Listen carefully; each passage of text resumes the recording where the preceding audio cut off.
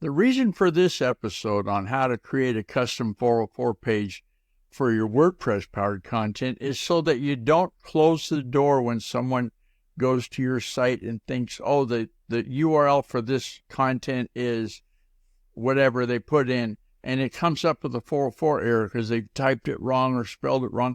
Well, having a custom page doesn't close the door, but rather it opens it into letting them search for the content or contacting you. However, your custom 404 page will roll when they get to that stage in your content. So take a look at that.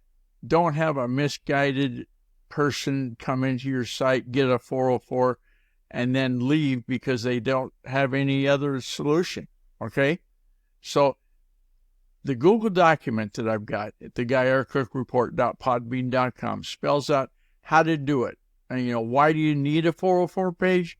And then explains how to create one. There's several ways to do it with WordPress.